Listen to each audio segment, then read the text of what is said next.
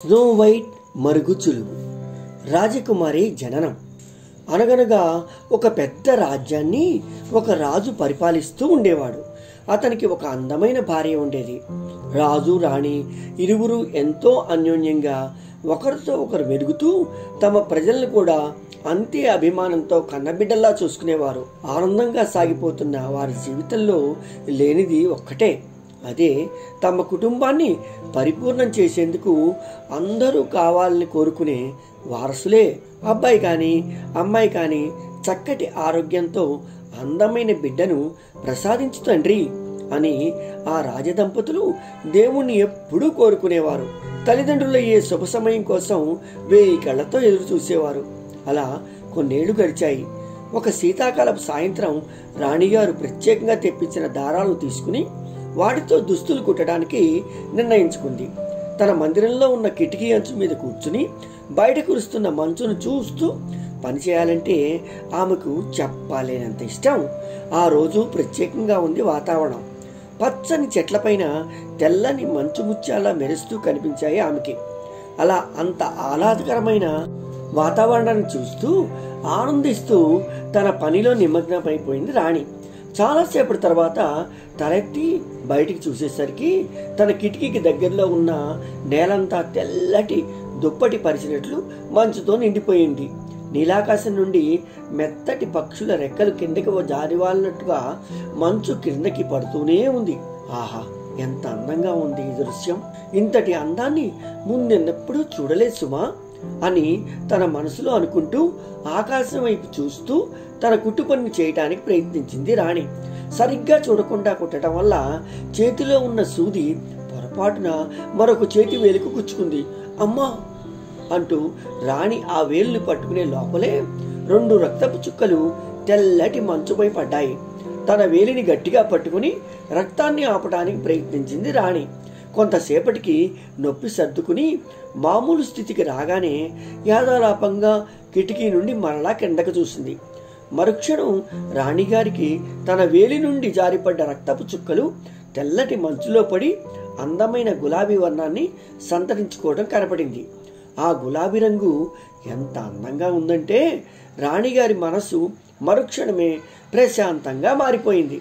తెల్లటి మంచు మధ్యలో గులాబీ రంగు, తాను కూర్చున్న ఖరీదైన నల్లటి చెక్కతో చేసిన కిటికీ, ఇవన్నీ ఒక్కసారిగా ఆమెకు అత్యంత అందమైన వస్తువులా కనిపించాయి. ఎప్పుడూ పిల్లల గురించి ఆలోచించే ఆమెకు అంత అందమైన దృశ్యాన్ని చూసేసరికి మనసు పిల్లల వైపు మళ్ళింది. తన కనుల ముందు దృశ్యాన్ని తన్మయత్వంతో చూస్తూ, ఆహా, మంచులాంటి తెల్లటి అందమైన మొహం, గులాబీ రంగు బుగ్గలు, పెదవులు, ఈ కిటికీ అంతటి నల్లటి జుట్టు, కళ్ళు కలిగిన పాప నాకు పుడితే ఎంత బాగుంటుంది అని తన మనసులో అనుకుంది. అనుకున్న వెంటనే చేతులెత్తి దేవుడికి నమస్కరిస్తూ అలాంటి అందమైన బిడ్డను తనకు ప్రసాదించమని కూడా కోరింది. కొంతసేపటికి ఆ తన్మయత్వం నుండి బయటపడి తన ఊహకి తానే నవ్వుకుని అక్కడి నుంచి వెళ్ళిపోయింది రాణి. కానీ నిండు మనసుతో కోరుకున్న కోరికలు ఎన్నటికీ వృధా కావు. అలానే ఆనాడు రాణి ఊహ కోరిక ప్రకారంగా ఆమెకు అందమైన పాపను ప్రసాదించాడు దేవుడు. వారు ఎన్నో సంవత్సరాలుగా ఎదురుచూస్తున్న వరాల మూటను చేతిలోకి మొదటిసారిగా తీసుకున్న రాజదంపతులు ఆనందానికి అవధులు లేవు. నల్లటి కళ్ళతో, చక్కని రూపంతో రాణి కోరుకున్నట్లుగానే గులాబీ రంగు బుగ్గలు, పెదవులతో అందమైన ఆడపిల్ల వారింట్లో వెలిసింది. ఆమె ఎంత తెల్లగా అందంగా ఉందంటే ఆమె తల్లిదండ్రులు మంచుని పోలిన ఆమె తెలుపును చూసి స్నో వైట్ అని ఆ పాపకి పేరు పెట్టారు. ఆ చిన్నారి పాపను చూసిన ప్రతివారు తప్పక ఆమె అత్యంత సౌందర్యవతిగా మారుతుందని పొగడకుండా ఉండలేకపోయేవారు.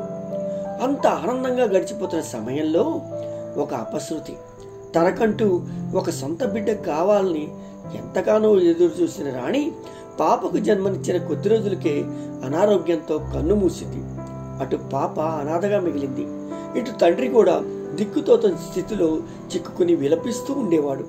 తల్లి లేని చిన్నారి రాకుమారిని పెంచి పెద్ద చేయవలసిన బాధ్యత ఇప్పుడు మహారాజు మీద పడింది. కానీ తన భార్యను అమితంగా ప్రేమించడం వలన ఆమె మరణం అతనిని బాగా కృంగదీసింది.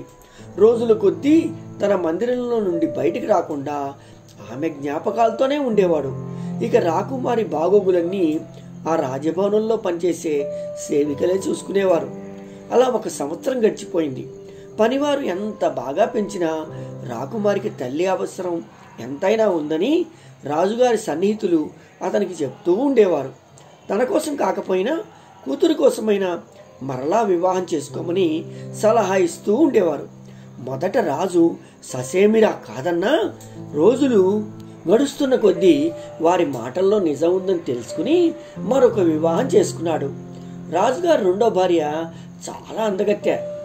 ఆమెది ఎంతటి అందం అంటే ఆమెను ఒకసారి చూసిన వారెవరైనా ఇంకొకసారి చూడకుండా ఉండలేరు.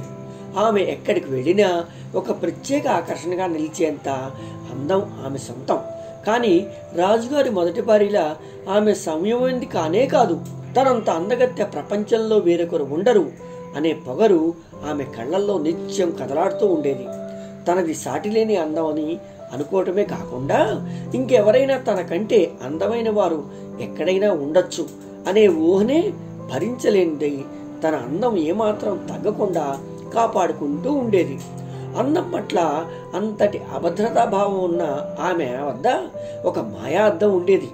ఆ అద్దం అన్ని అద్దాల వల్లే దాని ముందు నుంచున్న వారి ప్రతిబింబం చూపడమే కాకుండా ఇంకా చాలా పనులు చేసేది. కానీ ఆ అద్దం గురించిన అసలు రహస్యం మాత్రం ఒక్క 2వ రాణికే తెలుసు. ప్రతిరోజు తన సొరుగు నుండి అద్దాన్ని తీసి దాన్ని గోడకు తగిలించి అందులో తన అందచందాలను తనివి తీరా చూసుకునేది రాణి. అంతేకాకుండా, ఓ అద్దమా, ఈ భూమి మీద అందరికంటే అందమైన వారు ఎవరు అని అద్దాన్ని ప్రశ్నించేది. ఆమె ప్రశ్నకు జవాబుగా, ఓ రాణి, అందరికంటే అందమైన వారు నువ్వు తప్ప ఇంకెవరు అని చెప్పేది అద్దం. అద్దం ఇచ్చిన సమాధానానికి అమితంగా ఆనందపడి తనకు సాటి వేరొకరు లేరని పొంగిపోయేది రాణి. ప్రతి ఉదయం ఇలా అద్దాన్ని ఒక మారు అడిగి జవాబు తెలుసుకుని తిరిగి తన సొరుగులో భద్రంగా దాచేసేది. ఇలా కాకుండా రాణిగారికి రోజు వేరొక విధంగా మొదలవటం అనేది కళ్ళ. అంత పిచ్చి రాణికి తన అందమంటే. రోజులు గడుస్తున్న కొద్దీ అందం తరుగుతుందని తెలిసినా గడిచే సమయంలో ప్రపంచంలో అందరికంటే తానే అందంగా ఉండాలి, వేరొకరి పేరు తన ముందు ఉండకూడదన్న పట్టుదల రాణిలో అధికం కాసాగింది. అలా ఎన్నో సంవత్సరాలు గడిచిపోయాయి. స్నో వైట్ పెరిగి పెద్దదై అందమైన పాపగా మారింది. చక్కటి తెల్లటి రంగుతో మెరిసే చర్మంతో చూస్తున్న కొద్దీ చూడాలనిపించే అందమైన మొహంతో స్నో వైట్ నిజమైన రాకుమారిలా వెలిగిపోయేది. రోజులు గడుస్తున్న కొద్దీ ఆమె అందం పెరిగేదే కానీ తగ్గేది కాదు. అలా స్నో వైట్ 7వ సంవత్సరంలోకి అడుగుపెట్టింది. ఆమె అందానికి సాటి లేకుండా పోయింది. ఉదయించిన సూర్యుడిలా వెలిగే మోముతో, మనోహరమైన నవ్వుతో తాను అడిగిడిగిన ప్రతి చోట ఆనందం వెదజల్లేది ఆ చిన్నారి. అందమే కాదు, గుణంలో కూడా స్నో వైట్కి తిరుగులేదు. అచ్చం తల్లిలాగానే మృదు మధురంగా మాట్లాడుతూ తన చేతలతో కానీ మాటలతో కానీ ఎవ్వరినీ నొప్పించకుండా సౌమ్యంగా మసలుకునేది. ఆమె మంచి ప్రవర్తనతో అందరి హృదయాలను దోచుకుని బోల్డంత అభిమానాన్ని మూటగట్టుకుంది స్నో వైట్. అందరి అమ్మాయిలాగానే స్నో వైట్ తన బాల్యాన్ని ఆనందంగా ఆటపాటల్లో గడుపుతూ చదువుకుంటూ హాయిగా గడిపేది. కానీ ఆ చిన్నారికి తెలియదు, త్వరలోనే తనకు కష్టకాలం రాబోతోందని. ఎందుకంటే 7 ఏళ్ల ఆ చిన్నారి అందం రాణిగారి అందాన్ని దాటి అత్యంత సౌందర్యవతి స్థానం నుండి రాణిని కిందకు పడవేసిందని. తనకంటే వేరొకరు అందంగా ఉండకూడదని అహర్నిశలు శ్రమించే రాణికి ఈ విషయం తెలిస్తే ఊరుకుంటుందా? మరి తర్వాత ఏం జరిగిందో చూడాలంటే రాణిగారి కుట్ర కథలో తెలుసుకుందామా?